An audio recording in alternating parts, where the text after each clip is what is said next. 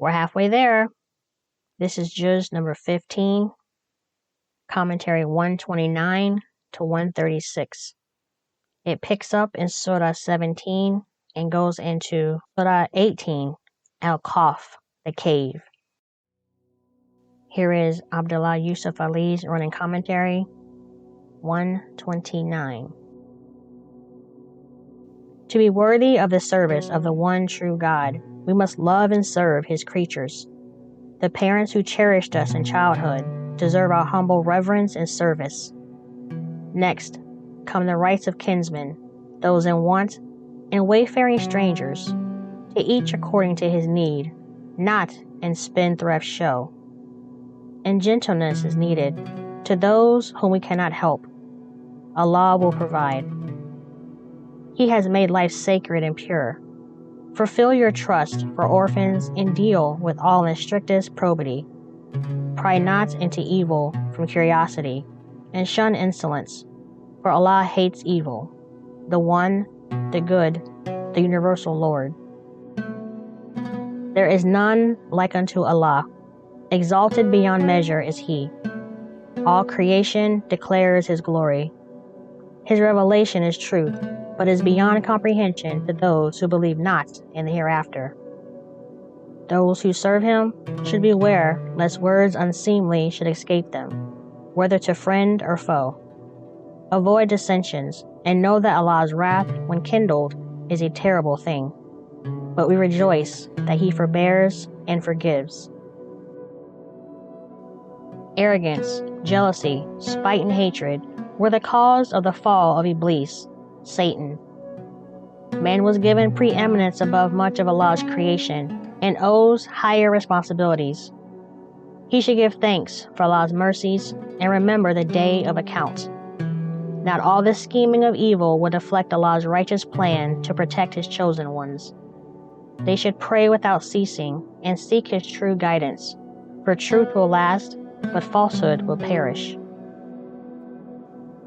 Who can define the spirit of inspiration? Its gifts is the highest of Allah's mercies to man. The Quran is divine, and no complaints can affect its greatness or the greatness of the messenger who brought it to men.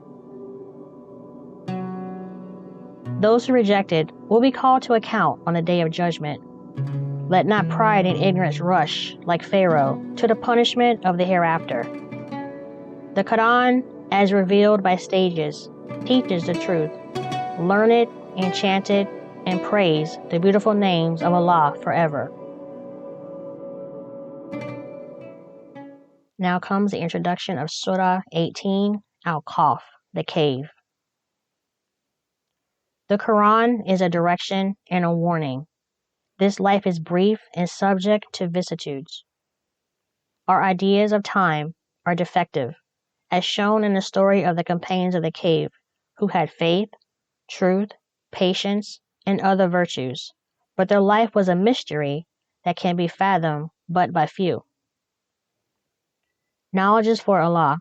Be on your guard against idle conjectures and cocksure hopes.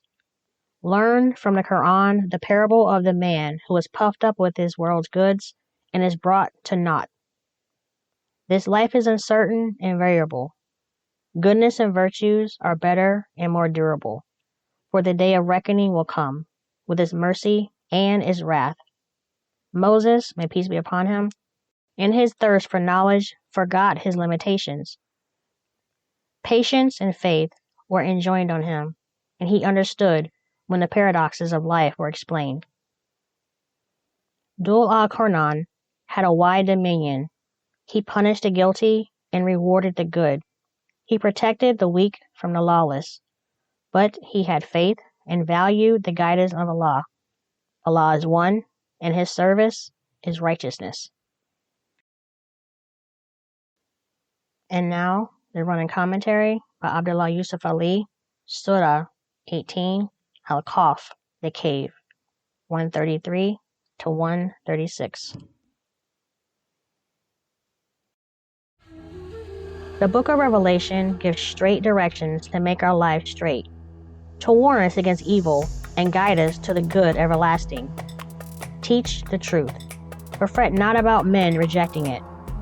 The parable of the companions of the cave shows how Allah works wonders beyond our fathoming, how faith is a sure refuge in ways we know not, how time itself works Allah's plans before we know how it passes, how He can give us rest and raise us back to life against all odds, and how futile it is to engage in controversies about matters we know not.